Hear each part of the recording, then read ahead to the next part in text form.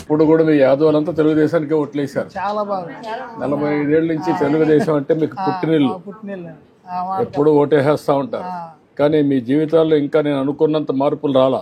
ఇప్పుడన్నా తేవాలని ప్రత్యేకమైన శ్రద్ధ పెట్టా. అందుకే ఇప్పుడు అందరికీ మీ ఆదాయాన్ని పెంచడానికి ఏం చేయాలి, ఎట్లా చేస్తే మీరు బాగుపడతారు, మీ ఆదాయం పెరుగుతుంది. ఇప్పుడు ఇక్కడ ఇల్లు అడిగావు, ఇల్లు కట్టేసేయమంటాను. ఒక పని చేయండి కలెక్టర్ గారు, ఈ ఇంటికి నలుగురు ఒకటి దగ్గర ఉంటారా? మీరు పిల్లలతో కూడా ఇక్కడే ఉంటారా?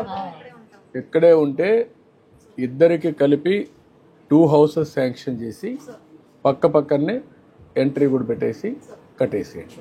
కామన్ వాల్ పెట్టేసి ఇద్దరికి కట్టేయండి. అప్పుడు శుభ్రంగా ఉంటుంది.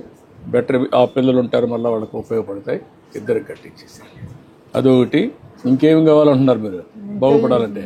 మామూలుగా ఈ పశువులకి దానా ఇవన్నీ బాగా హాస్పిటల్ బాగానే ఇస్తున్నారు. అది దగ్గర కడవ వాళ్ళ దగ్గర మందులు అయ్యి ఉండగానే టీకాలు వేస్తున్నారు బాగా. సంవత్సరానికి 3 సార్లు టీకాలు వేస్తున్నారు గొర్రెలకి గేదెలకి. అన్ని హాస్పిటల్ సదుపాయం కూడా బాగానే ఉంది. అవన్నీ రెన్యువల్ చేయండి.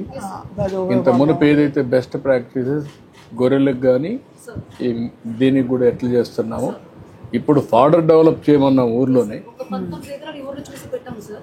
ఇక్కడ ట్రైబ్ కాబట్టి ఫాడర్ ఇంట్రొడ్యూస్ చేస్తాం, పెరినియల్ ఫాడర్ పెడతాం సార్. తర్వాత మిల్కింగ్ యూనిట్ ఒకటి ఏరియా అంతా యాదవ్ బజార్ సార్. 500 పాపులేషన్ ఉన్నాను సార్. వాళ్ళకి మిల్కింగ్ యూనిట్ వీళ్ళందరూ సెల్ఫ్ హెల్ప్ గ్రూప్ లో ఉన్నాను సార్.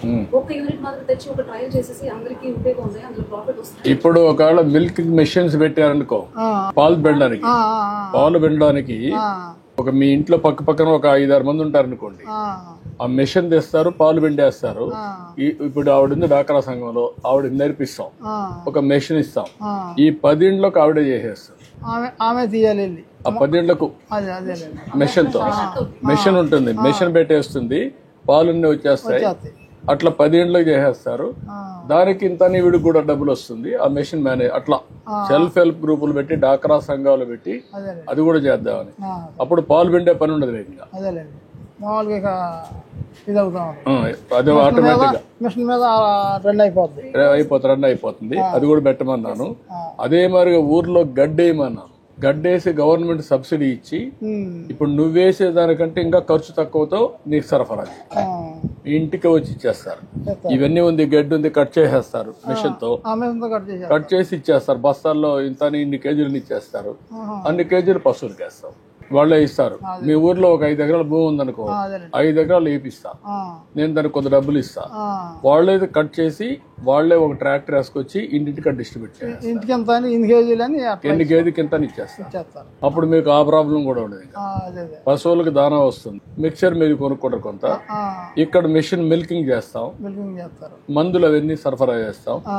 అప్పుడు ఇంకా మీకు ఖర్చులు తగ్గి ఆదాయం పెరుగుతుంది. ఇప్పుడు 4 రూపాయలు లీటర్కి పెడతాను అనుకో, రేపు రాబోయే రోజుల్లో ₹1 ₹2 తగ్గిపోతుంది. ఇంకా అప్పుడు అది ఆదాయం కింద వస్తుంది. అట్లా కొంచెం మీలో ఏ విధంగా చేస్తే మీ ఆదాయం పెరుగుతుంది పేదవాళ్ళకి ఆలోచిస్తారు. ఇప్పుడు గొర్రెలు కూడా నేను ఆలోచిస్తున్నాను.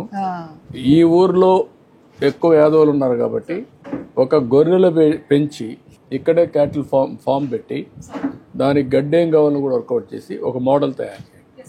ఆ మోడల్ తయారు చేస్తే నేను మొన్న కూడా ఒక ఊర్లో చెప్పాను, ఇక్కడ ఒక మోడల్ తయారు చేస్తాం. అది సక్సెస్ అయితే అన్ని దగ్గర తీసుకెళ్ళి ఒక మోడల్ కింద చేయండి. ఎంతమంది ముందుకు వస్తారో తీసుకోండి, వాళ్ళు చేద్దాం. అది కూడా చేయమంటానయ్యా, మీరు వర్కౌట్ చేయండి. అది లాభసాటిగా ఉంటే దానికి కూడా ఒక సబ్సిడీ ఇస్తాను. అప్పుడు మీకు ఈజీ అవుతుంది, తిరిగే పని ఉండదు. ఆ టైమింగ్ దానికి ఉపయోగించుకోవచ్చు. పిల్లలతో స్పెండ్ చేయొచ్చు, కాసేపు ఇంట్లో ఉండొచ్చు, ఇంకొక విధంగా ₹10 సంపాదించుకునే మార్గం ఆలోచించవచ్చు. చేద్దాం, సరేనా?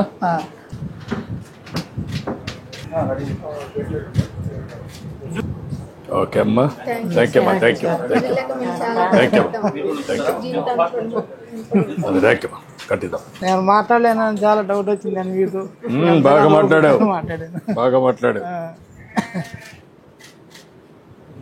ఓకే ఓకే అమ్మా, థ్యాంక్ యూ అమ్మా, థ్యాంక్ యూ.